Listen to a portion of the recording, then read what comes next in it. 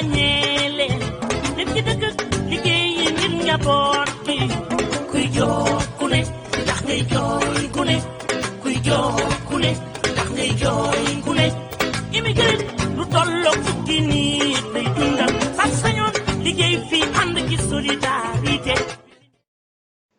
salaamaaleykum mbokk ak auditeurs yi tey mbégte lañu amaat dellu fii suñu émission ëttu diaspora comme tous les dimanches bu nga xamee chaque fois ñu am privilège nag di tànn kenn koo xam ne si doomu Sénégal la ensemble ak moom ñu fas yéene waxtaan gindeeku faram-fàcce ay problèmes yoo xam ne moom mooy sujet d'actualité tey nag ñu am privilège am le président Doudou Wade koo xam ne kenn ko présenté Sénégal président Doudou Wade comme ni nga xamee moom moo nekkoon aussi président groupe parlementaire PDS si coalition Sopi à si assemblée nationale boo xam ne bien avant ñuy perte pouvoir bi tey Doudou Wade moom mooy le secrétaire général adjoint chargé des conflits du parti démocratique sénégalais moom aussi mën nañu wax ci xam naa bokk si comité directeur parti PDS ak moom nag dañu bëgg a waxtaan faram-fàccee gouvernement bu bees bi Macky Sall tabb ak moom tamit nañu waxtaan tamit la situation Covid au Sénégal nag lañ koy dundee surtout aussi immigration irrégulière boo xam ne xaw na lëmbe xel ak xalaat ñi ñëpp surtout ak le président Doudou Wade aussi nañu wax tamit un peu si renouvellement accord de pêche yoo xam ne moom lañ noté récemment et aussi novita boo xam ne moo am au niveau du parti PDS parti démocratique sénégalais président nuyu naa la di la dalal si biir émission bi. maa ngi leen di nuyu yéen ñëpp di leen ziar di am mbégte lool. di daje ak yéen ci yi nga xam ne moom la ñu bëgg ñu waxtaane ko. di leen ñaanal jàmm di kontaan aussi ci bi ma leen gisee nii di leen ñaanal yàlla dolli leen sutura yàlla dolli leen wér. amiin yàlla dolli leen aar ci situation bi nga xam ne moom ngeen nekk adduna bi yëpp nekk ko te ngeen bokk ci dëkk yi nga xam ne en Europe moom la gën a frappé. yàlla nga xam ne mooy aar yàlla na leen ala aar seen njaboot foofu aar seen njaboot fii maa ngi nuyu ñëpp di leen gërëm di leen wax asalaamualeykum wa rahmatulahi taala wa barakaatu. jërëjëf président ñu tamit delloo la sant tamit di la gërëm si teewaay bi surtout mais fan yi weesu nii gis nañu Sénégal président Macky Sall dafa am lu mu def dañ ko tuddee remaniement wala réagissement li mu def si gouvernement bu yees bi mu teg nii loo koy tudd daal la mooy sa njàngat si loolu. man dama bëgg a wax ne d'abord ñun ñëpp ku ci nekk gis nga li nga xam ne moo xew bu fekkee ne ku nekk gis nga ko. gis bu gouvernement bi fi nekkoon seet ñaata ñoo ci génn ak ñaata moo tudd mënatuloo ko tudd remaniement. d'accord. mënatuloo ko tudd aussi li ñu doon wax ñoom ne dañuy am ay changements en profondeur. bu fekkee ne dañuy waxante dëgg rek bu fekkee ne ñun ñëpp dañuy waxante dëgg ñi far ak ñi farul. Sénégalais ak ñi toog mooy remaniement en profondeur amu fi changement en profondeur amu fi am na ñëpp ñu génn am na ñu dugg loolu moo am na. am na ñu génn am na ñu dugg donc du sax léger remaniement bu fekkee ne da nga xool profondément ñi nga xam ne ñoo génn ak ñu dugg. ak ni Sénégal tëddee depuis 2019. avant 2019 sur la situation politique ak situation bi parti politique nekkoon avec le régime avec les combats qui ont été menés ak élection présidentielle bi ak résultats yi ak candidats yi ci nekkoon la ñu waxoon ak tey da ngay jàpp ne remaniement bi ñu la attendre amul li am exclusivement mooy sortir génne dax ñu àndul indi ñu ànd. président loolu moom lan lay tekki dàq ñu àndul indi daal ñu kii lan nga bëgg a foofu en clair. waaw en clair mooy que xam nga dañuy dem ci ay élections présidentielles mu am une fracture dans le pays boo xam ne mu ngi commencé sur les élections de 2017 les législatives. 2019 ñu am ay candidats yu bari mu am ñu ñuy éliminer complètement génne leen sur des problèmes de droit changer benn loi boo xam ne bi depuis 1959 moo fi nekk ñu changer ko rek dans le code électoral pour parler de candidats électeurs au lieu de parler d'électeurs ou de candidats. Très bien. Loolu am les C25 tous les candidats yi fi nekkoon ànd ne ñoom ñëpp nag dañu d'accord ci du ñu dem aux élections dañuy def solidarité ñu signé benn convention signé ko mais ñoom ñu mujj dem élection ñu jox leen ay proposition ñoom ñu bañ proposition yooyu bi ñu demee élection bi ñuy dem ñu wax leen ne président Abdoulaye wax ne di ngeen dem élection dimanche mais talaata fi ngeen may fekk parce que kenn du ci gagné vous serez tous d'éternels perdants ñu dem ñu gagné leen ñoom ñu ne reconnaître ñu président de la république du ñu ko féliciter parce que élection yi baaxul loolu yàggul. dëgg la 2019 la. dëgg la waaw bu ñu demee nag ba nga xam ne diggante bi ñuy wax 3e mandat wala 3e loolu du ma intéressé wu ma. mais li am ba am mooy fracture bi am na. ku nekk wax nga ni du ma jege si damay sori mais du ma jege si damay sori muy double écartement la. kenn du ma jege mais damay gën a sori donc double écartement lay doon ku nekk du mooy sama morom bu ñu demee nag ba ñuy def gouvernement ñi nga xam ne ñoo àndoon ak Macky Sall seen bopp ku ci nekk ñi nga xam ne am nañu wax jiiñ nañ leen ne wax nañu ne seen xel mu ngi nekk ci dugg am kan def teg nekk candidat à l'élection présidentielle de 2024 ñoo génn. d'accord dëgg ñooñu buñ leen génnee nag. waaw génne Amadou Ba. waaw génne Aly Ngouille Ndiaye. Mimi Touré génne Aly Ngouille Ndiaye. génne Idriss Seck ak Omar Sarr. waaw moo lay wane moom dafa am ñu nanguwul woon te waxoon naa ko ñi nga xam ne de remaniement li ma ci doon xaar wax naa ko dama ne woon leen rek lay xaar le coup de projecteur divin parce que yàlla moom mooy lëndëmal la nuit tous les chats sont gris mais bi remaniement bi génn rek gis nañ ne ñi nga xam ne mosuñu d'accord du ne la ñuy wax Macky Sall pendant cinq jardins traité nañ ko de n'importe quoi de beurre de faca de caca de lu nekk ñooñu ñoo ko rejoindre ñi nga xam ne bëgg nañ ñu génn leen ngoonte woon li am mooy expulsion et entrée. D'accord, mais président, qu'est-ce que le président Macky Sall cherche en mettant ce gouvernement pour yow lan lay ut réellement lan lay ut. Écoutez li may laaj waxuma ne xam nga ko parce que dañu nekk rek ci xalaat ay nit lañu lan moo war a am ëllëg. parce que adduna moo demee noonu il faut nga xalaat lan moom yàlla moo ñu bind ba pare jox ñu xel ne nañu xalaat pour ëllëg waxuma sax ëllëg mais nañu xalaat bu ñuy deewee nañu xalaat au delà donc ñi fi nekk ñëpp ci Sénégal tey xalaat wax nañu depuis longtemps que Macky Sall dafa nekk yoonu 3e mandat. mais est-ce que yow gëm nga loolu. fu ñu nekk ni dispositif yi mu teg nii waaw. xam nga dispositif yi mu teg nii waaw. xam nga dama ci wax ma ne nañ ko dimbali ci loolu ku ko ci mën a dimbali na ko ci dimbali parce que bëgg na ko am na ko gis nga ci ñi nga xam ne ñoo génn le ministre Amadou Ba il s'est fait inviter à la télévision pendant 2h30 il a été très médiocre pour pouvoir expliquer xam nga fu nga aboutir man nekkuma dara lu ma Macky Sall ma ko def dinaa ko gunge ba 2035 inventé wu ma dara dëgg la c'est vrai les images sont là les vidéos yaa ngi fi dëgg la alors jusqu'à 2035 c'est quoi il accompagne Macky Sall jusqu'en 2035 c'est Macky Sall la personne c'est Macky Sall le candidat c'est le Macky Sall président donc ku bëgg a dem 2035 am ku la gunge mais di nga àgg 2024 parce que mënuloo jàll 2035 te àggoo 2024 il a cette intention maintenant naka la koy amee nu mu koy defee fu mu fixé kooku c'est une autre paire de manches mais ay la yëwén et puis wax nañ ko ñoom wax nañ ko dem nañu ba am nañu théorie ñoom ne le mandat bii bu 5 ans bi sax dañ ko war a def 7 ans. encore oui Moustapha Diagne membre de Macky 2012 l'a théorisé am na yeneen yoo xam ne ci théorie boobu la bokk il faut faire je vais faire une proposition de loi. Moustapha Diagne pour rappel mooy le directeur de la communication du ministère de l'éducation nationale. mais non waxuma ko. bu Macky 2012. mais waaw Macky 2012 la waxuma directeur de la formation. parce que il faut ma xaajale li muy liggéey ci état bi ak li mu nekk en politique. sinon ma jaxase.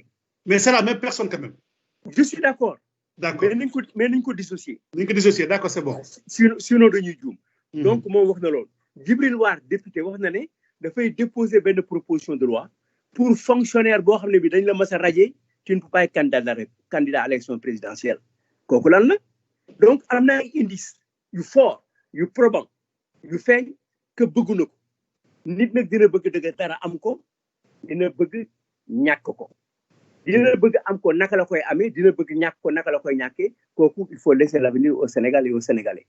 D'accord mais président dañu ne gouverner c'est susciter de l'espoir yow fu mu nekk est-ce que mën nañu wax ne kii président Macky Sall li mu teg nii il a suscité un peu de l'espoir sur la population sénégalaise.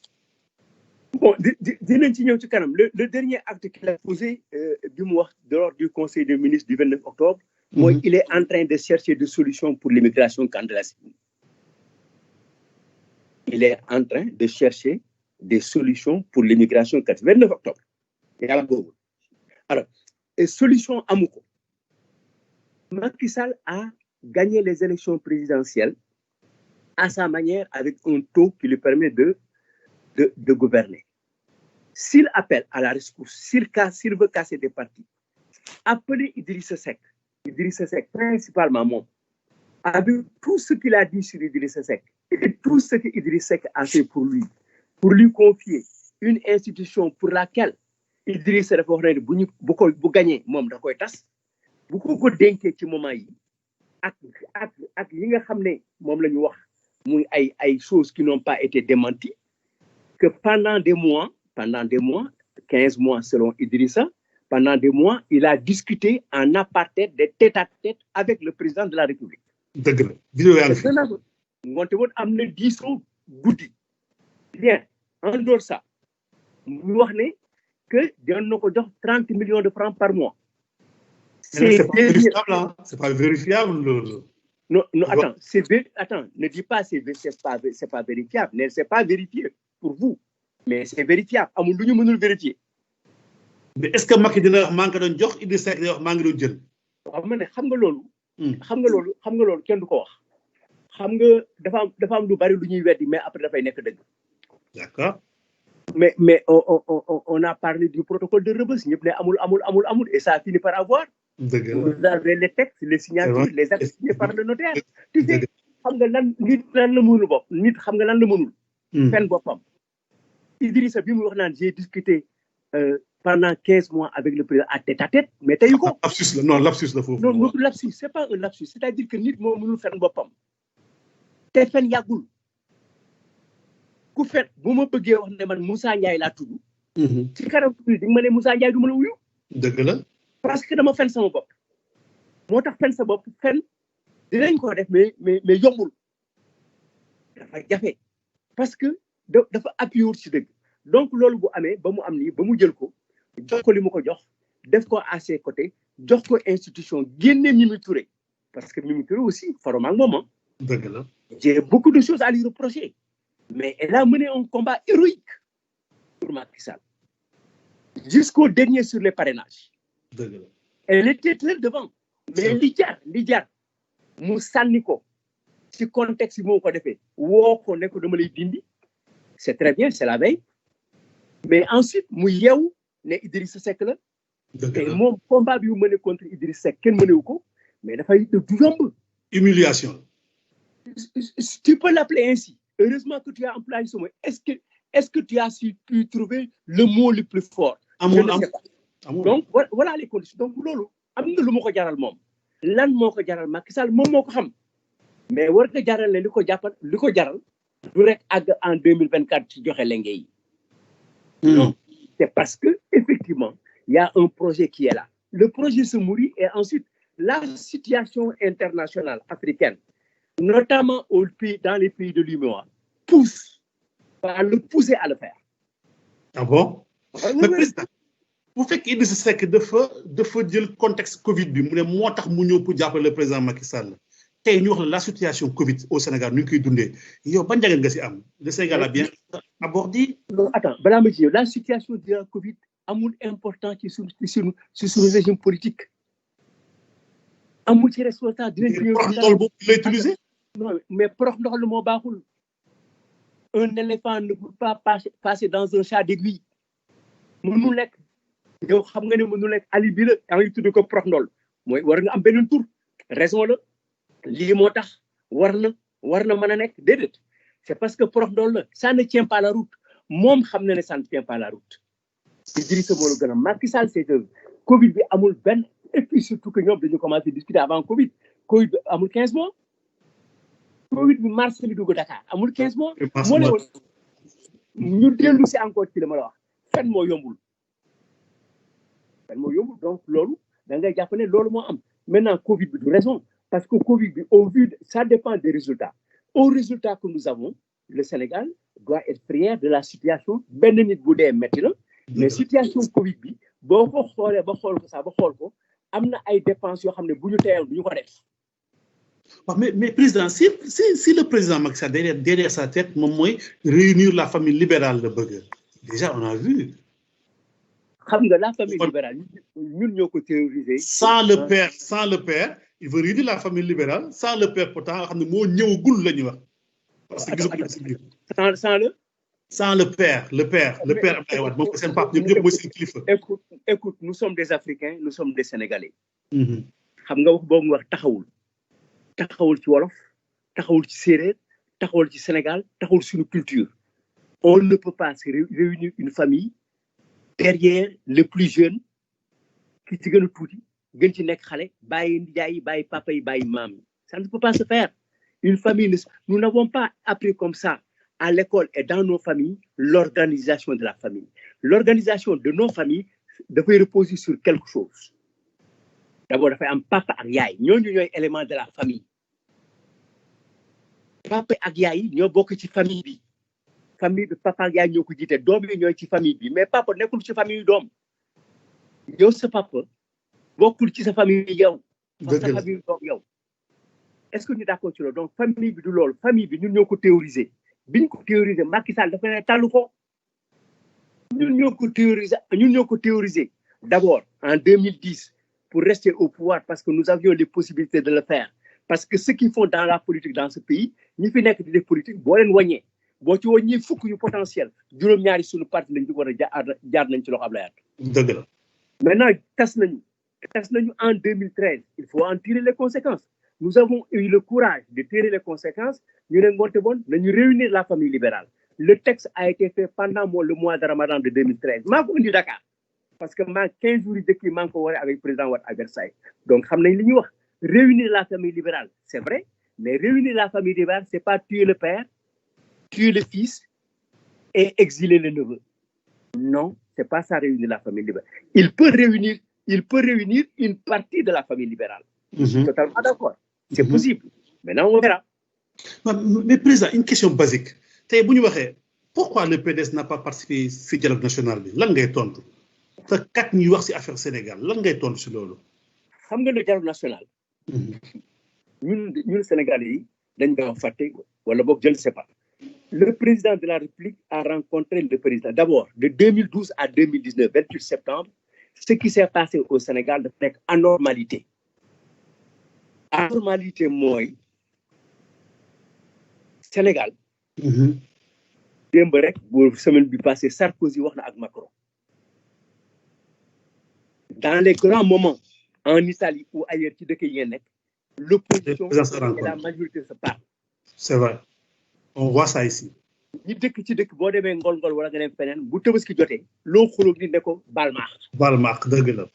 waaw bu ñu demee nag ba président Abdoulaye Wade ak président Macky Sall toog 2012 ba 2019 gisewuñu loolu c'est une anormalité. Li sëriñ bi woote ñu daja Masalikul Jinaan sëriñ bi wax. ñu def li ñuy def sëriñ bi wax ku nekk wax ñu dem ñu dajale leen ñoom ñaar ñu génn lañ fa waxante xamuñu ko mais man li ma wóor ba wóor mooy waxante nañu loo xam ne lii xuloowuñu saagante wuñu waxtaan boobu waxtaanu jàmm la. dëgg la génne toog nañu quelques instants président Abdoulaye Wade seeti ko. dëgg la. ñu def un communiqué dans le communiqué il a été dit il y a certaines questions qui seront évoquées au dialogue national. lii leen ko. Mais président, le 27 septembre, nous avons Massalikul Jinaan. Le 12 octobre, le président Macky Sall a reçu le président Abdoulaye Wade. Wow.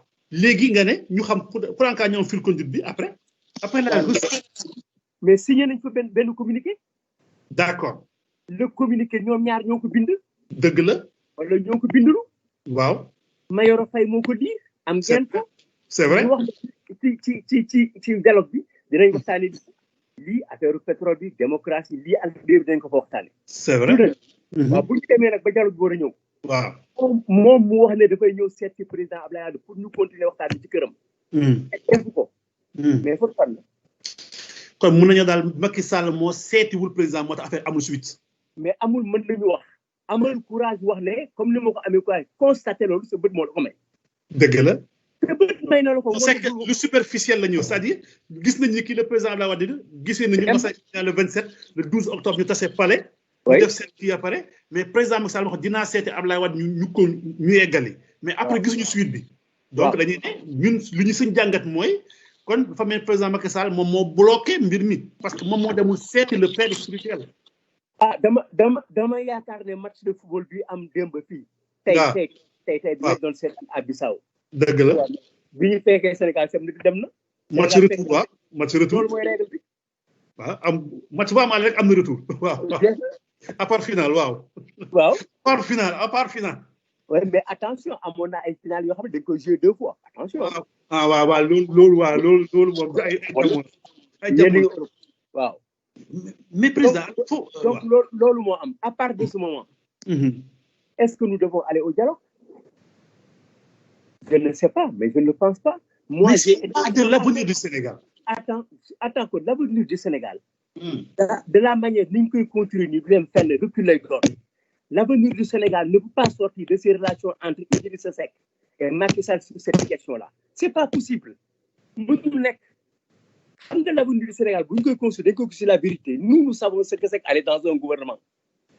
dañ ko théoriser. xam nga ñun li ñuy wax du tay dañ ko construire lu yàgg 1974. c'est suñu parti programme fondamental. ñu wax ne ñun bu ñu gagné pouvoir bi saa yu ñu ko jëlee du ñu gouverner seul. dëgg la mais 74 du 90 du 2000. dëgg la ñu dem 91 ñu dugg ci gouvernement le matin. bëccëgu ndara kàmm. biñ ciy génn ci bëccëgu ndara kàmm. annoncé ne dinañu génn ab bi dina bu ñu génn. toog leen ñu ne ko loolu dañuy dem élection bàyyi ñu natt ci suñu bopp. parce que ñun parti bu bëgg pouvoir lañu. ànd na ak yow gunge la mais comme élection dañu génnaat ñu génnaat. voilà ce que c'est être responsable loolu mooy defar Sénégal buñ la gagné nga xam ne gagné nañ la ñu woo la nga ñëw dimbali bu élection jotee nga nattiwaat sa bopp 93 bi Abdou Diouf yónnee pour ñu dugg dans un deuxième gouvernement xam nga jour bi ñuy rey Maître Sèye fan la fekk Famara Ibrahima Sagna ngeen ko chez le président Wade muy wax ak moom son retour donc ñun xam nañu lan mooy dugg ci gouvernement à chaque fois que c'est possible le président Wade lors de la 24e session de l'Assemblée générale de l'UNESCO, à la conférence du top Oslo, nous basons sur le consensus et la paix. 10 personnes qui ont dit que Mokhtar choisir ci la bokk. Moom traité du consensus politique dans les pays en voie de développement. 88. Pour nous wax ne effectivement ci loolu lañ jëm parce que xamoon nañ ko lii aussi dañuy d'accord théoriser nañ ko juillet 2013 mais bi mu ko waxee ànd nañ ci mais bu toogee nag def li mu def këram ne daf ñuy jéem a isolé c'est-à-dire jékki-jékki woo Doudou Wade ne ko fait un décret ne ko voilà dugal nañ la ci dialogue national en tant que personne ressource ainsi de suite mais du ñu dem ci loolu man du ma dem ci loolu suñu dem ñu toog di ko seetaan ñi bëggoon a dem parce que yàgg nañu discuter ak loolu dem nañu mais ñun on est dans notre logique depuis 2012 nous sommes dans une reconquête du pouvoir maintenant si le Sénégal a des difficultés et qu'on puisse les serrer et qu'on nous appelle sérieusement sur une table pour en discuter, nous avons, nous, des propositions. Parce que nous sommes une situation, une situation de renaissance, parti de pouvoir, parti de pouvoir, nous avons proposé. Nous avons parce que les Sénégal est d'accord, d'accord, qu'on a commis des fautes, d'accord, qu'on a commis des erreurs, d'accord. Mais ouverture, de 2000 à 2012, c'est le Macky Sall. Personne ne peut contester ça. Maintenant, si le président ne veut pas faire son dialogue, on verra. Le dialogue n'est pas encore fini. Où est le président du dialogue? Où sont les rapports du dialogue? Sur quoi on est d'accord sur le dialogue? Le dialogue est sorti, on n'arrive même pas à définir l'opposition. Nous, le président Macky Sall, ses droits et devoirs. Le dialogue a échoué. D'accord, mais président, vu la situation, est-ce que le PDS est en crise, vu la sortie un peu de ses membres, tels que nous avons nommé ay Omar Sarr ay Babacar Gaye ay Maître Sam est-ce que mu ne daal le PDS est en crise. Oui, mais xam nga, ça dépend de ce qu'on appelle crise. Cette situation au PDS est une situation boo xam ne bii oh là là c'est coupé. Allô? Oui, allô, oui, c'est bon. Cette situation au PDS, Ouais. c'est pas une nouveauté chez nous. Nous comprenons cette situation-là. Nous sommes dans un parti où les gens adhèrent par conviction et quittent par conviction. D'accord, nañ ci loolu. D'accord. Maintenant, suñu parti du tey, il y a des moments plus difficiles. Les gens nous ont quittés. Xam nga, après notre défaite, 6 mois après, Ouais. ou même pas, le président Wade a perdu son bras législatif. Le président de l'Assemblée et le président du Sénat. Ils sont allés former Bokk Gis Gis. Ouais. Ne dañuy dem en primaire. Ils ont été battus dans les primaires parce qu'ils n'ont pas eu les députés qu'ils escomptaient. Ñun am nañ ko. Mais pourquoi dellusiwuñu? Mais aujourd'hui, lan la ñuy représenter? Est-ce que dañuy représenter plus que le PDS? En 2012, Bokk Gis est allé seul, mais en 2017, Pape Diop est venu avec nous pour avoir les députés qu'il a. Voilà la réalité. Ceux qui sont portés, ils se présentent quoi aujourd'hui sur l'échiquier? Posez-vous la question que représente Ousmane Ngom. Pardon? Et les autres? Maintenant, notre parti a besoin de sang parce qu'il en a perdu. Il faut reconnaître. On ne perd pas des hommes comme ça le sentit. Nous le sentons. Mais c'est que nous sommes dans ce qu'on appelle la réalité humaine. Nit mel, di feebar, di wër, di faju. Nous connaissons notre maladie. Nous allons agrandir notre parti, le rajeunir, l'ouvrir, montrer nos structures. Mais plus ça, tey bu fekkee yaay le secrétaire général adjoint chargé des conflits. Ban pexe ngay pexe pour récupérer ces gens qui sont partis wala boog wala que daal dialogue amul négociation amul da nga leen bàyyi seulement ñu dem noonu. Da nga ma laissé wu thème dégg li ma la ma ne il faut tout faire tout ça. Il faut aussi organiser le retour. ñëpp ici. Xam nga famille bi nga doon wax mooy dellu si kër baay. Surtout. ñëpp ici. Xam nga Idrissa woon na gàddaay mais gàddaay baaxul moo tax amul nit. Gàddaay mooy fexu gën a dem mooy jël la Méditerranée jël le pirogue dem loolu mooy gàddaay. Mais nous parlons du retour chez soi, du retour à la famille, d'apporter quelque chose pour cette nouvelle génération. Tous ces gens-là qui ont quitté le parti, que le parti a pu propulser à un niveau. Man ci laa bokk. Il faut que nous apportions quelque chose à cette jeunesse, à la jeunesse de notre parti. Jox leen ce que le parti a investi pour nous. Nous avons connu un gâchis. Je suis d'accord avec vous sur les non-ressources humaines. Parce que loolu laa liggéey man loolu laa xam. Dama ne ñun suñu parti tey koo fi jël. mu war fi tekki dara aw na si ñun. dëgg la loolu dëgg la président xam naa nit ñëw en conclusion encore si sa part mais dama bëggoon a xam la situation Covid sànq laaj dinaa la ko Sénégal lu mu ko abordé ba daal fu ñu toll nii yow ban jàngat nga si am fu mu nekk nii bëgg nga si kontaan woon daal c'est bien géré. waaw xam nga situation Covid bi moom dama bëgg ñu def ci beaucoup attention wax naa ko jour bi nga xam ne président def na déclaration 31 comment il s'appelle avril. Ma ne il ne faut pas qu'on se focalise ci ay ceeb ak ay diwlin ak ay tomate ak ay macaroni. xam nga lan moo lay wan ne amul njariñ wala boog njariñ yi bariwul benn yoon dañuy distribuer ceeb saako ceeb koo ci am lu ceeb moom nga am. dëgg la. waaw est-ce que saako ceeb dellu nañ saako ceeb. non. et pourtant Covid bi ñu ngi koy xeex. voilà. moo lay wan ne le problème n'était pas alimentaire. c'était loolu ceeb rek. moonte ñu continuer di joxe ceeb. ak macaroni. non seulement ceeb bi doyul non seulement joxe baaxul non seulement facture yi baaxul non seulement kenn gisul ay facture mais amul njariñ wala boog njariñ bi bariwul nañu waxante dëgg rek parce que sinon ngoonte chaque weer ñu joxe saaku ceeb parce que benn saaku ceeb lañu jox famille nit kenn jox ko ñaar am na ñoo xam ne sax ay kilo la ñu jot donc nekk problème bi doon foofu problème yu bari dañ ko doon def parce que affaire bi daf ñu bett dara bu la bettee ñu ciy jëkk a génn mooy ñi taxaw am seetlu mais bu ñëpp dawee nga daw rek comme le dit l'autre les foules sont toujours bêtes te foule moom boo ci toppee doo doubler foule yu mukk boo toppee ci foule doo ko doubler mukk mais boo demee yow kenn mën naa am nga daw lu ëpp ful parce que da ngay rëcc defuñu ko mais quand même les résultats sont là je ne dis pas que les résultats ne sont pas bons résultats yi baax na parce que mais dee la mais résultats yi aussi il faut nga analyser ko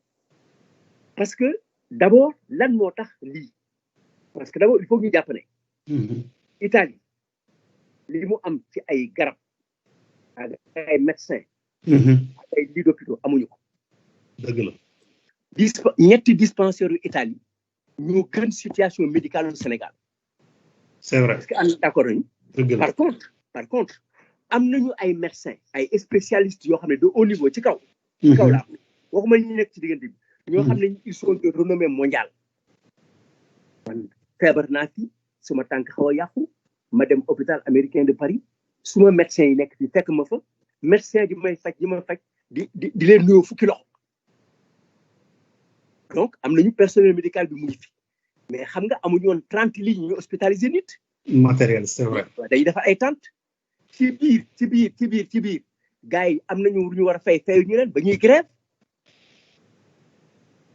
moo lay wane kon situation bi du loolu rek bon am na nag ay classement c'est vrai mais classement yi dañu wute de waaw am na ñetti classement am na benn boo xam ne bi USA Today benn journal la comme journaux yi ngay fekk ci yenn boutique yi ñuy joxe prix moom nee nañu Sénégal 3e la jël da nga koy accepté da nga koy nangul waaw da nga koy nangu téye ko mais am na ñeneen ñoo xam ne ñi génn nañu joxe yeneen classement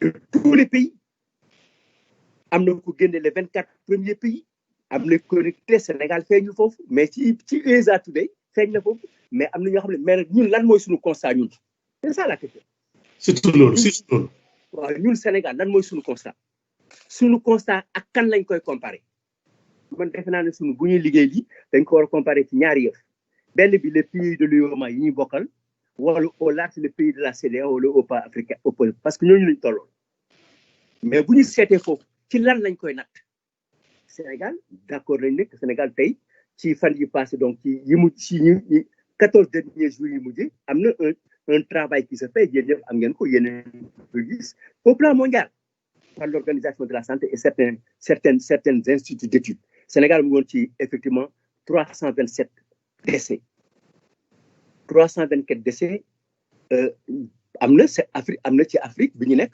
ñu am moins que ça le Bénin en a 43 le Burkina 68 te ñooñu ëpp population la Côte d'Ivoire 127 122 pour la Gambie le Ghana 320 nous avons 139 pour le Mali mais nous avons 1163 pour le Nigeria mais la population du Nigeria fait combien 64 millions 164 millions de comment il s'appelle de 182 millions pour le Nigeria. Population Nigeria, merci. Il faut le dixième. Donc, là, on peut mesurer.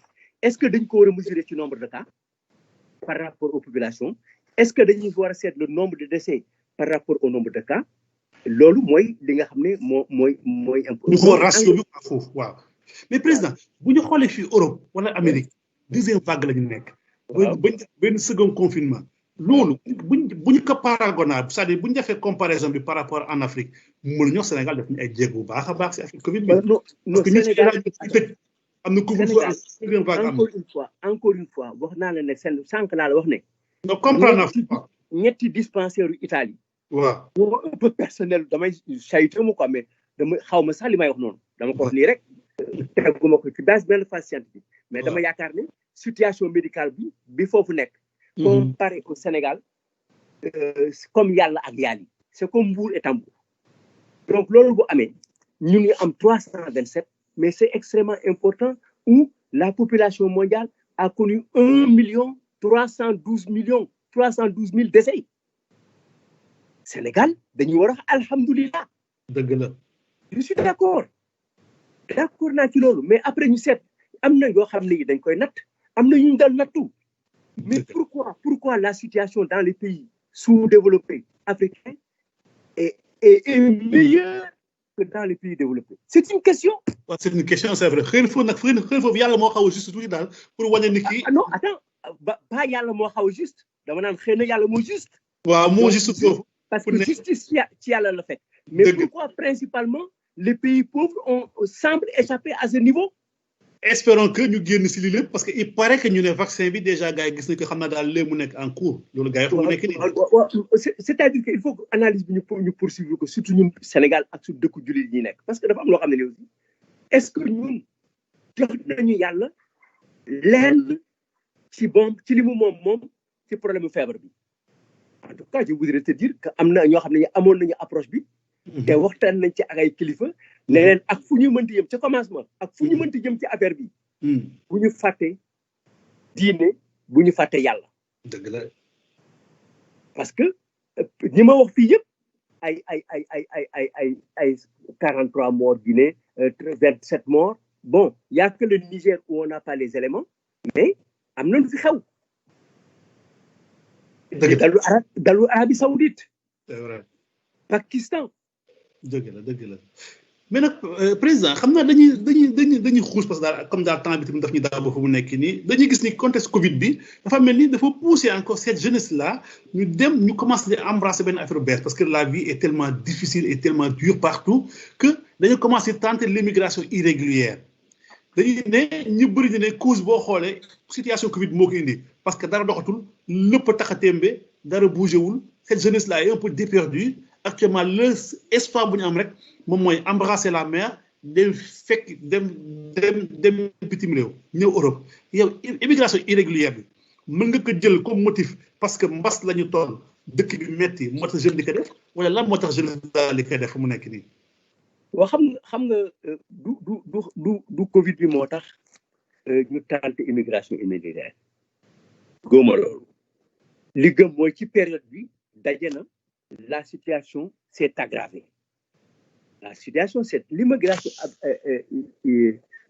Le problème de la migration au Sénégal. Il y a des spécialistes qui ont temps y passé pour dire les causes profondes. Vous faites que ci li ñu wax ñoom mooy dans des pays à croissance faible moo tax ñu dem. Mais croissance bi mu faible en 2000, 2001, 2003, 2010. ak croissance bi mu forte li dem léegi moo ëpp li daan dem moonte du croissance faible rek am na peut-être c'est combiné am na ñu ne parce que y a une répartition inégale des ressources am na ñu wax loolu am na ñu ne parce que la démographie moo ëpp am na ñu ne parce que dégg nga maam le sous-emploi nit ñi liggéeyuñu tout ça dans un Sénégal émergent où les gens vont à l'aventure par rapport au Sénégal qui n'était pas émergent pose question. Non, c'est parce que il y a une mauvaise application des droits politiques, des droits humains, ainsi de suite. Mais combiné à tout, situation bu naat mooy tax nit toog dëkkam. Bu situation bi naatul nit ñi dañuy génn te l'immigration nit mënu ko tere. C'est dans la nature de l'homme. Mais migration, il y a 30 ans, il y a 40 ans, il y a 50 ans, ak bu léegi dafa wuute. Bi am temps yi, c'est par des vagues de 400, 500, 1 million, 100 000, 200 000. Et plus grave, c'est vrai qu'il y avait des gens qui partaient, mais principalement, c'est ceux qui l'organisent et ceux qui le font, les équipes qui le font, c'est des équipes qui sont très proches du secteur de la pêche. Ouais. Parce qu'il y a des études qui ne sont pas, mais je connais un peu, j'ai travaillé pendant 20 ans dans le secteur de la pêche. Il y a des bateaux qui ont été construits au Sénégal avant ces 50 dernières années, bateaux qui ont fait baisse. Donc, voilà. Mais c'est les gens de la pêche, les marins, les piroguiers, les pêcheurs à Guetnar, à Dounbabadji, à Kayar, à Mbour qui partent. Donc, c'est une question extrêmement importante. Il faut que nous taxaw aussi dafa am ay méthodes. D'abord, nous, on avait organisé l'immigration. On l'avait organisé. Parce que le président devant l'ancien ministre espagnol là, premier ministre, que mënuñu téye nit ñi. Et loolu suma benn xarit bu tudd comment il s'appelle Landing Savané waaw bu ànd jëf waaw. En 1998, nous étions ensemble au Parlement. Moi, le président du réseau sur l'immigration. Moi, à l'Union européenne dans un sujet, dans un débat,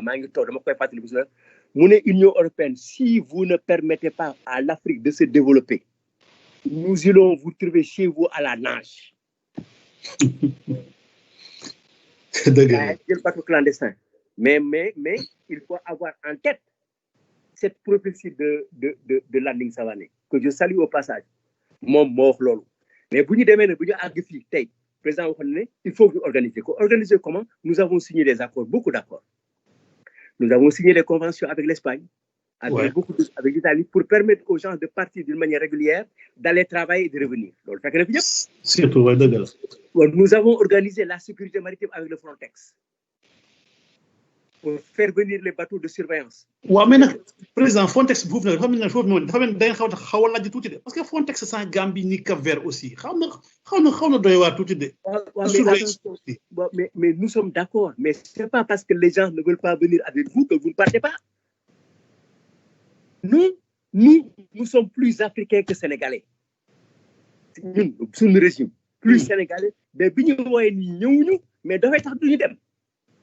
mais bu Gambie ñëw du tax ñu dem pour keneen ñëw du dem mais wax nañ leen ko on s'est organisé pour ça nous notre ouverture à côté quand il s'est passé des problèmes en Mauritanie en Côte d'Ivoire et ailleurs c'est nous qui sommes pour aller régler le problème nous avons pris des enfants haïtiens pour les faire venir à Dakar pour les prendre en charge nous sommes plus africains que sénégalais d'ailleurs tout simple gis nga suñu règlement intérieur bu fekkee ne da nga dem ci benn dëkk di participer à une action qui divise ce pays tu n'es plus membre de notre parti.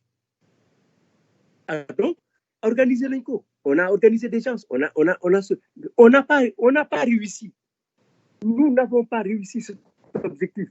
Mais nous avons fait des choses qui aujourd'hui semblent meilleures à cela parce que 8 ans après, 8 ans, le président dit au Conseil des ministres du 27 octobre que nous cherchons des solutions. Et sa solution, c'est la DER. Voilà le problème. Bon, mais Comment il faut faire pour arranger tout ce problème-là, tous ces bois-là? Bonne période, là, nous avons yo, expérience, am aussi gouvernement, si dans l'État, là, nous avons dans l'urgence, le président Macky Sall doit focaliser. Fan dans la focaliser, franchement, dans ñu jéem arrêter li nga xamné dafa ñaaw trop ci gis-gis. Moy jeunesse bi di embrasser comme ça la mer. Bon, xam nga situation bi. am na ñoo xam ne sax xam nga ki jël sa xale doomu 14 ans. ñaaw trop. Oui, c'est vrai à première vue.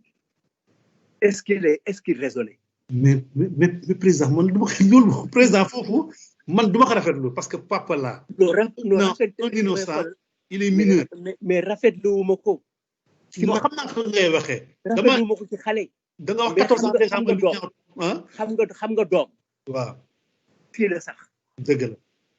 nit ku nekk sa doom moo lay gënal sax parfois sa yaay sa papa. loolu dëgg la. gis nga boo demoon ba àjjana.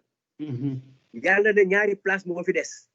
nga téye sa doom yow ak man sunu yaay ak sunu papa dem yàlla ne damay tëj 2 personnes pas plus. boo moytul da ngay xëcc sa doom dem bàyyi sa papa ak sa yaay ci gannaaw. parce que doom moo rëy ci nit. papa ak yaay doom rek la ñu bëgg mu gën leen. dëgg la.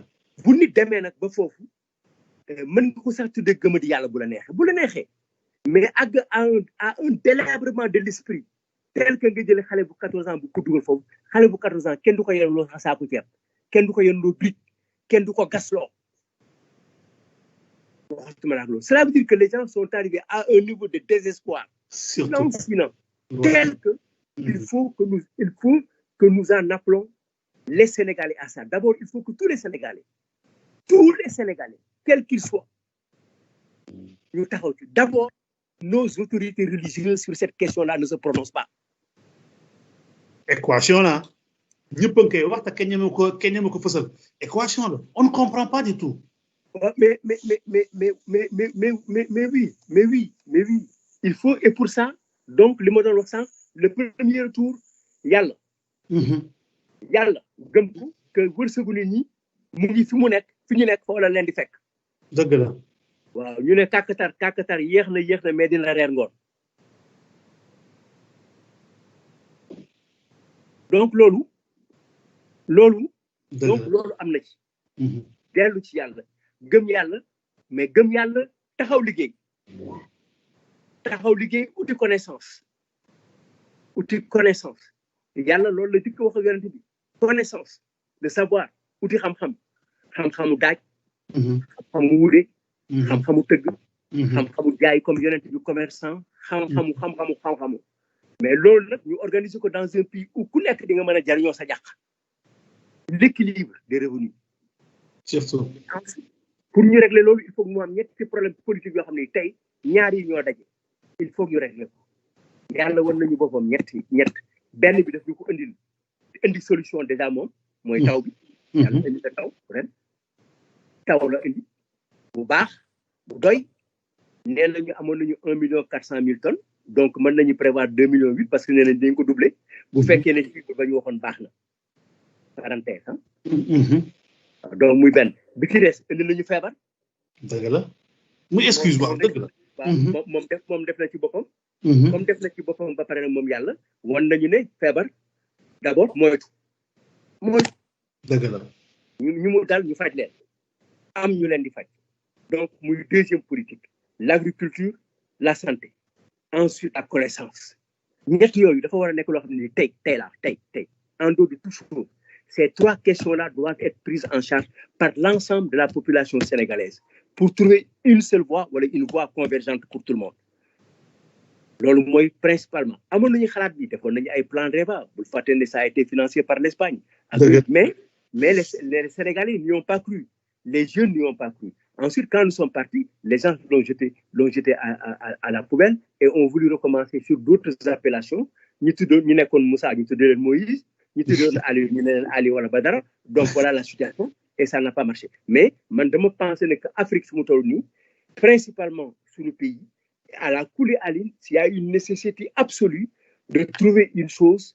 rien que pour ça c'est pour cette raison d'ailleurs j'ai réfléchi beaucoup sur la dette africaine mais man am na beneen vision boo xam ne bii loolu dafa war a jariñ rek à financer exclusivement ces trois domaines donc problème Covid ou pas mais loolu war na et Sénégalais yi mën nañu entendre sur ça au lieu de s'entendre à deux pendant 15 jours pendant un mois une question de gérer une institution ou bien de parler de chef de l'opposition ou à quoi que ce soit bon mais président benn question boo xam ne parenthèse la da nga am benn contentieux ak daal Idrissa Seck parce que gis naa daal chaque fois yaa ngi si dellu si wala que daal remarque encore une fois remarque dama la benn affaire bu gàtt te ñi may wax xam na ko xëy na moom mu may déglu Idrissa suma rakk la je le porte dans mon cœur dëgg la mais nit dina xuloo mbokkam dëgg la sax xam nga yonent bi ak Abdoulaye ñoo bokk bàyyi moom bàyyam la mais dafa bàyyi yonent bi jubboowuñu loolu dafay am ci nit ñaari Allemagne moo amoon mais fédéré nañ tey Idrissa suma rek la parti bi dama ci am ay nit yoo xam ne man ñoom laa gën a bugg 5 lañu bi ma commencé ci parti ba léegi parce que man maa leen buggal sama bopp ñii suma rek lañu Idrissa fu ma ko fekk bu toogee dafay jóg dëgg la grand frère la may wax am na lu dox suma digganteeg moom lu bari mais dañu toll ci état bu état bi tolloo xam nga wax naa leen nous avons commis des fautes wax naa la ko waaw wax nga ko sànq si nous avons commis des erreurs si c'était à refaire on ne les aurait pas abordés de la même manière on ne regrette pas parce que ci moment boobu noonu ngeen gisoon yàlla loolu lañu solution yu la ñu jox dëgg la je n'ai rien contre lui mais je constate li ma lay wax ni est-ce que luñ ci weddi la déedéet mu noonu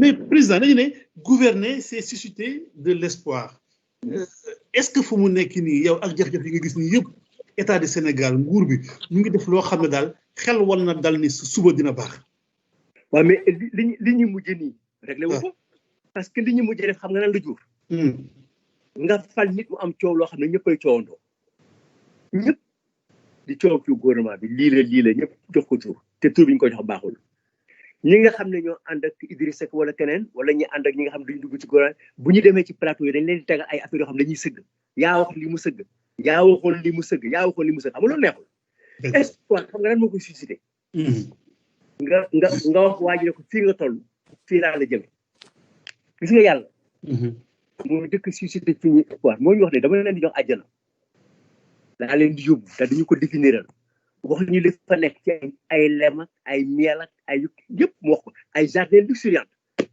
nga defee ne bu ko wax loolu naka la ñuy def ku nekk loo neex rek nga dundee parce que amul dara lu baax lu bon bu baax kenn xam la mooy le mal la mooy le bien def wax boppam teg ñu ci yoon lañu fii mooy yoon bi boo leen ko defee li ngeen ci mën a jël ba pare nag lii nag moom boo leen ko defee rek safara laa leen jëme fii dafa clair fii mu ne leen fii laa leen di jëme te suma yërmande xaj na ci yéen moonte bon il faut que susciter espoir ci nit ñi xam nga yàlla kenn mënu ko nuru dëgg la kenn mënu ko def mais war nañ mën a xam philosophie am dëgg la surtout c'est vrai yaatu na dëgg la mën na séddale am na équité il est juste c'est vrai mais président mën nañ nekk pour susciter espoir waaw ñëpp àndandoo ci lenn mën na susciter espoir président si fàttali mën nañu ne kii daal yow vous êtes un ancien enseignant aussi école bu ngi soog a tijji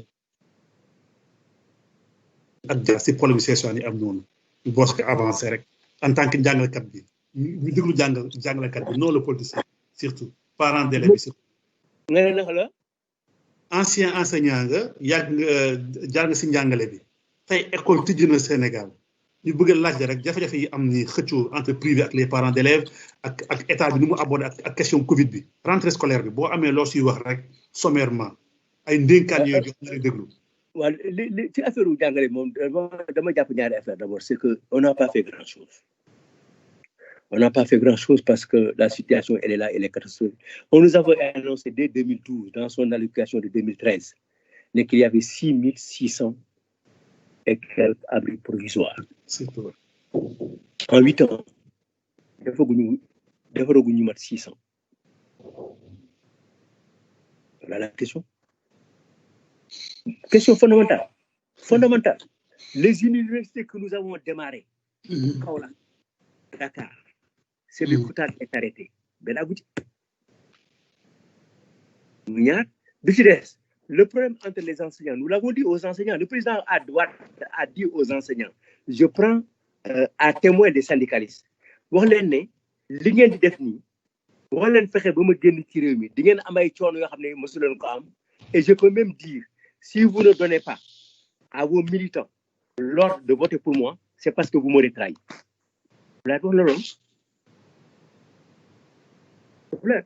Je prends Dambo comme témoin moom laa dégg mu waxaat ko ñetti yoon donc jàngalekat yi bu ñu demee ba fii dafa am ñaari problème yoo xam ne état bi war na ko régler dara état bi mënul toog ne parents d'élèves bi ak école bi dañuy am contrat syndical ñoom ñaar ñoo am contrat déedéet l'école a remplacé l'état donc bu jàngalekat yi bu ñu fayee ñu bëgg leen fayee ko loo xam ne di service boo xam ne bi ça n'a pas été rendu mais seen xel dafay nekk ne duñ ko fay surtout que ñu nekk ci jafe-jafe yi ñu nekk nëgër ni dañu waxante dëgg donc état bi amul droit de démissionner état bi moo war a trouver solution waroon na mën a trouver solution bi affaire bi du tey c'est depuis l'affaire notre Sen Jeanne d'Arc mais laisser faire laisser pourrir et laisser ça ne rien faire pour laisser ça aux générations futures wala kii gouverner si ëllëg manière de faire la politique la chez eux dañuy jël benn affaire mu mettre ñu wéeru ko fenn neex nañ ko fi bàyyi jéem a tax ba 2024 kii ñëw bu ñëwee régler ko dañu am cette habitude bari na ay questions yoo xam ne noonu lañu ko téye bëgguñu ko régler donc problème boobu am na maintenant qu'est-ce que l'État doit faire c'est à l'État du Sénégal c'est au président de la République de tenir à ça combien de questions comme ça sont posées dans le pays le président Abdoulaye a décidé de trouver des solutions dans sa question en politique pour financer ça ñaata yoon sur plusieurs choses maintenant je reviens sur l'autre question bi ci des mooy que problème mu jàngalekat yi ak parents d'élèves yi bon il y a aussi le problème de moi l'association des parents d'élèves m'inquiète moi j'entends par parents d'élèves ki nga xam ne am na doom buy jàngi waaw surtout loolu laa jàpp mais am na ñoo xam ne seen doom seen sët sans jàngeetul parce que seen sët ñoo am doom yu jàng léegi. Donc regardez la situation des parents d'élèves. Les gens, regardez-les. C'est pas pour dire, mais d'ailleurs, l'un d'entre eux a été un éminent enseignant, un éminent inspecteur qui m'a formé et qui m'a encadré en 1967. Si moi je ne suis pas parent d'élève, il ne peut pas l'être. C'est vrai. C'est comme le patronat. Il y a des gens qui sont là, qui se disent ceci et ceci, et au fait, ils n'ont pas 3 employés. Il y a des gens qui vous disent, je suis sans emploi, je fais un séminaire, amuñu 4, mënuñu la wax ne 100 personnes yi, depuis 20 ans, ñoo leen teg fii. Il y a un problème. Il y a un problème. Alors, c'est comme ça, toujours ces difficultés-là, on ne veut pas les aborder. Et il faut qu'on les aborde. Il faut qu'on les aborde en fonction des fautes qui ont été commises de 1960 à maintenant. Si chacun avait pu faire ce qu'il devait faire, c'est temps bon, on n'en serait pas là. Et les difficultés seront plus ardues pour ceux qui viendront après. Le président parce que dañ nekk sa cappaandaw émission mais am na loo xamante ni tey ñu bëri bëgg nañ xam tamit la moo si gis-gis comme nee nga secteur pêche bi nekkoon nga si xam nga si renouvellement accord de pêche bi Sénégal def bañ jàngat nga si am fu mu nekk la moo si gis-gis. Alors je vais te dire une chose. J'ai fait des bateaux à Genova en 1989. Les bateaux qu'on appelle là en polyéthylène. yi nga xam ne moom la ñu bëgg def ay gaal nii. waaw ñeenti bateau yi si jëkk en Afrique de l'Ouest ñëw Sénégal man maa leen defar. avec suma société bi ma doon liggéey avec le jeune Saher Seck qui est le président de la fédération qui a été le directeur général. D'accord. bu dee bateau thonier sénégalais yi nga xam ne moo jëkk ñëw Sénégal le professeur Babacar Diop ancien ambassadeur et ingénieur de pêche. lan mooy sa njàngat si accord de pêche bi état du Sénégal def nii renouvellement accord de pêche parce que il paraît que partie boobu dafa dagg moo tax ma ne accord de pêche yi. waaw ala kulli aline il faut que Sénégal am ko. mais bu koy amee. il faut mu seet nan la ciy gagner. Dans la coopération internationale quand nous avons été là, nous avons refusé à des sociétés françaises, à des sociétés européennes, parce que nous n'étions pas gagnants. Nous avons ouvert notre coopération ailleurs. Maintenant, avec ces accords de pêche, est-ce que dans les accords de pêche, très souvent, on ne tient pas compte des sociétés privées qui sont là et qui sont dans la transformation. Et aujourd'hui, la pêche doit nécessairement faire de la transformation. Amoon na ñetti usine de transformation. Des transformations jën au Sénégal, même pendant la Deuxième Guerre mondiale, à partir du Sénégal, on faisait des conserves pour ravitailler le front. La société Nouvelle Conserverie qui était là, qui appartenait à l'État du Sénégal, a été par les Sénégalais, et ainsi de suite. Pêche bi daan na permettre aux thoniers de débarquer à Dakar te daawul doy. daawul doy ñetti usines yi mu am service de répartition ba nga xam ne yow amuloo droit jënd yow kenn. bateau bi ngay jënd yaa koy jënd mais ñeneen ñi dañuy ñëw. joxe xaalis ñu def répartition bi parce que daan nañu amoon na coopérative bu fi nekkoon y avait 50 et quelques canneurs. Pêche boobu à la canne fii rek la am Sénégal amul feneen en Afrique dans le monde et c'était une pêche sélective mais baie de Hann moo ko yàq parce que appât bi foofu la doon jógee tu vois il y a une combinaison alors maintenant pêche bi donc accords yi loolu la thonier yi la thon la ak mer du Noir mais soxla nañu ko coréens yi ñoo jënd benn usine sénégalaise pour def transformation léegi defatuñu transformation pratiquement de bu ñu pêché jën ba pare amuñu woon droit am ay bateau léegi am nañu ay bateau mais bu ñu pêché li ëpp ci li ñuy pêché dañ ko yóbbu seen dëkk dañuy dagg jën bi rek leel ko rek def ko yóbbu ko seen dëkk ñu ajouté foofu valeur ajoutée donc fii yenn saa yi dañuy toog sans liggéey boo lay wan ne Sénégal toppatoo wuñu affaire mu ñaar bi ci des dafa am beneen poisson boo xam ne bi il faut ñu comprendre ko poisson migratoire dafay topp température ndox bi dafa am fu muy dem juri ji bu ko juri ji dafay dem ci kaw dellu si waat bu la rombee boo ko nappul ñu napp ko boo rombee jeex na mais war nañu mën a trouver en Afrique maintenant des systèmes de régulation maintenant li am nag te mu manqué suñu dëkk mooy li xew parce que loolu mooy problème bi xam nga dañuy wax ne signé nañu ko depuis 2019 Sénégalais yi yëguñu ko mais Union européenne moom du parlement la. dëgg la moom moo ñoo génn communiqué bi. waaw xam nga ñoom waaw du ñoom ñooy jënd.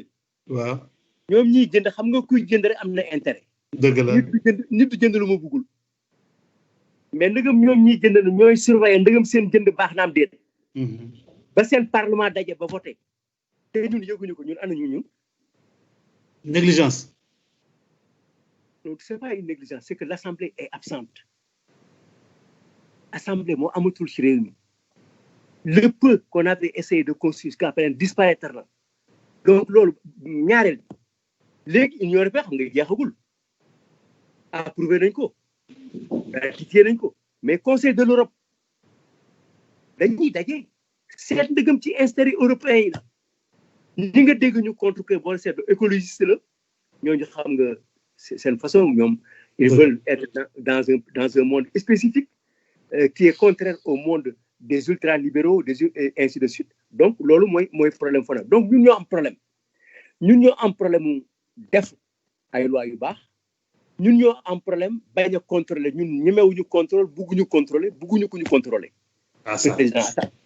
président assemblée nationale war na la ko dañ ko laaj facture comptabilité mu ne doo ko joxe te loi bi imposé ko bon donc loolu yëpp boo ko boolee moo lay wan ne ñun liñ ci xam yëpp étranger boo ñu ko wax te réew yooyu seen assemblée ñoo organisé de telle sorte que ñun amuñu organisation boobu suñu bopp wala bugguñu ko xoolal rek le sabre dit d'El Hadji Omar moom la tubaab bi dit d'El Hadji Omar pour ñu indiwaat ko Sénégal il a fallu une loi. dëgg la Assemblée nationale France. ñu voté à l'Assemblée nationale française. ñu wax voté si. pour ñu delloo suñu yëf ak ñu delloo si benn loi si moo lay wane réew. représentation bi. am na solo ñiy toogal réew mi. moo ëpp solo ci suñu liggéey. te Sénégal dama jàpp ne man si li ma gis léegi nii ci li ma gis. ci li ma gis léegi parce que li ma gis nag xëy na def naa le contraire bi léegi laa ko gis. xëy na léegi sama bët ubbeeku mais adduna loolu lay jariñ xool gis jàngat poser solution tant que amuñu assemblée boo xam ne bii dafay mokkal ñetti yëf yi ñett yi voté loi bu baax boo xam ne député yi ñooy d'accord ne baax na pour l'intérêt du Sénégal. d'accord. ñaareel bi ñu alloué ay ressources wax ñu rek ñu jël impôt gouvernement bi jël impôt ñu jox ko xaalis ne ko xaalis bi def ko ci école. 10 milliards ñun ñu war a seet est-ce que 10 milliards yi àgg na ci école bi contrôle bu ñu paree ñu évaluation. mooy te ñaar yooyu ma lay wax nii. Macky Sall daf ci def jéego bu rëy parce que contrôle doon na am. mais contrôle bu ñu la santewul la. mais léegi nag contrôle bi obligation la Macky Sall moo def ci constitution bi ne l'Assemblée nationale contrôle l'action du gouvernement. Obligation. Évaluer les politiques publiques. Obligation. daa bokk ci constitution dëgg la. xam nga loolu ku rëy la mooy avancé pire la mais ñi ma ko dénk notamment son président defu ci dara bi gis nga bi nga xam ne du woon obligation. waaw dañ daan woo ministre yi di leen laaj. bu jafee ak bu jafewul bu jafee Senelec Oumar Sarr inondation plan Orsec mais bu jafee fii duñ la laaj bu jafeewul duñ la laaj ana contrôle ba. dëgg président yow xoolal suñu waxtaan xam naa du jeex moom parce que man moom damaa bëgg sax na xam naa ne invité spécialement ñu wax si affaire pêche bi géej bi moom gis naa ni daal am na lu bëri loo xam ne mën nañ si jàng bu baax a baax bu ñu waxtaanee xam naa prochainement la benn numéro spécial si loolu lan nga ñuy tàggoo lan mooy novité yi am seen biir parti PDS su mu nekk nii comme day nekk si cappaandaw émission bi. waaw suñu parti. waaw xam nga parti boo gis rek jàpp nga ne am na problème. xam nga parti bu daax sa directrice de campagne. daax sa président du conseil économique jëndee ko sa adversaire bi la doon saaga. waaw. comment il s'appelle ñoom Boubacar Camara tas nañu. waaw ñun suñu parti am na ay problème waaw actuellement nii problème bi mooy am na ñoo xam ne ñi dem nañu. mais bettuñu lool. parce que ñoom seen bopp boo seetee temps yële passé boo leen xoolee xam na entre ñoom am na lu ñu jubawul woon. dëgg la. waaw vivre ngeen ko yéen. si gis nañ ko. waaw ñi donc loolu jarul ñu si dellu si léegi dem nañu c'est très bien am nañu seen choix ñu ngi seen parti ñu ngay liggéey seen liggéey ñun fi ñu bàyyi woon foofu la ñuy nekk. ñoom diggante bi bougé nañu dem nañ ci gouvernement mais ñun ñu ngi fi ñu nekkoon.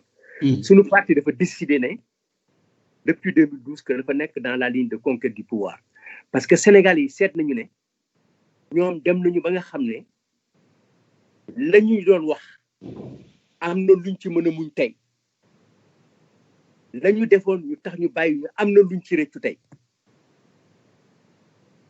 dañ leen daan romb ñu ñuy saaga mais dem nañu ba taxaw léegi-léeg ñu gees ñu léegi dañuy wëlbati ko jubloog ñun dañuy dem à leur rencontre d'abord pour ubbi suñu parti démocratiser ko jaay ay carte renouveler ay structure et demander aux jeunes d'ouvrir le parti ci ñi nga xam ne ñoom la ñu maaseel ñu dem ay élections locales situation dëkk bi tax na ñu ne léegi dafa am ñaari catégorie am nañu ànd ak pouvoir bi parce que waxoon nañu ne depuis FRN ñu ne dañuy suspendre suñu yëf loolu ak léegi boo ko seetloo am na plus de 1 an pratiquement parce que am na lu nekk ci biir FRN wóoru après gars yi dem ba saag ne am na ay taux lu dëgg la mais léegi feeñ na wala feeñu feeñ na kay waaw comme loolu nag léegi bër set jot na le chat était gris léegi leer na mais ñun ñi nga xam ne dañu war a ànd et en particulier cette jeunesse ñi nga xam ne dañu jaaxle amatuñu espoir nous sommes capables de faire renaître l'espoir et de le mettre en pratique parce que am nañu jàngat buñ ci jàngat am nañu vécu bi te ñi fi nekkagum de 1960 à maintenant kenn tanewuñ ci ñoo ci tane nous avons Sénégalais yi croire nañ seen bopp en un certain moment ñoo ko def ci ñoom les Sénégalais ont cru en un certain moment et sont revenus au pays nous nous sommes ouverts am na ay Sénégalais yoo xam ne kenn xamu leen ñun ñoo leen wone fu nekk lañ jóge dugal leen dans de góor ils ont été à un certain niveau de ñoo leen élevé à leur niveau foofu ñoo leen fa teg àggal leen fi ñu àgg donc loolu yow bu ñu ko defee dañu war ñun ubbeeku te xam ne réew mi pour ñu def ko dañ ko war def ci ñetti yëf la légalité c'est le fondement principal, la justice, le pouvoir judiciaire, mais aussi la justice sociale. La solidarité et la fraternité autour de ça, loolu la ñu construire suñu parti te ci la ñu nekk. Il y a beaucoup de manifestations qui ont lieu. Samedi, Inch'Allah, moi je serai à Saint-Louis pour l'Assemblée générale départementale de Saint-Louis pour remobiliser le parti à Saint-Louis, où nous avons compté à Saint-Louis. Et nous continuons de porter parce qu'aujourd'hui à Saint-Louis, Cheikh Bamba Dièye est là-bas. L'APR est là-bas, mais nous étions là-bas et nous avons compté. Et on finira par compter à Saint-Louis. Et ensuite, dans d'autres cieux, voilà, il faut que nous parlons. Président, bu ñu laajee naka Karim Wade, il va bien, yaa ngi am ay nouvelles am. Oui, j'ai eu de ces nouvelles hier. Il se porte bien. C'est bon émission bu ñu joxoon temps bi jeex na ñu bàyyi la nga tàggoo ak téléspectateurs yi. waaw man maa ngi leen di nuyu yéen ñëpp j'ai essayé d'être à la hauteur de votre demande d'abord rek mooy ñëw toog. ngeen laaj ma tontu.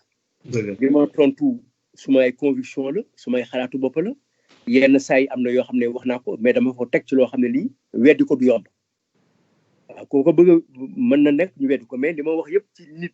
wala ci ay situation lu am la lu dëkku la lu tegu la lu rajo yi ak télévision yu nit ñi constaté la maintenant solution yi ma joxe nit ñi mën nañ ko bañ a partager parce que àdduna bi noonu la mel mais nous sommes ouverts à tout un chacun tout Sénégalais qui veut nous apporter sa contribution sans l'aide de notre parti mais nous sommes prêts parce que nous sommes en train de revoir totalement notre programme de l'adapter aux situations et aux enjeux actuels pour pouvoir essayer de trouver une solution au Sénégal et aussi dans une Afrique et dans une émoi très forte loolu mooy li nga xam ne loolu lañu bëgg et dans une Afrique aussi très compliquée par rapport à la situation qui prévaut notamment dans notre sous-région à cause des élections guinéennes et des élections ivoiriennes.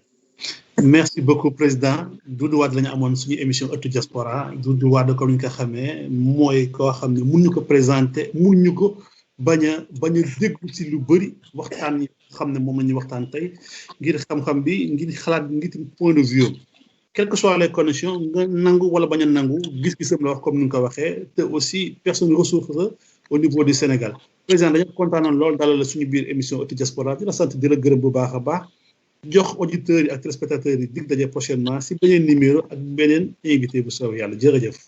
immigré lu tolloo fukki nit lay dundal sax sañoon liggéey fi ànd ci solidarité bi fi ne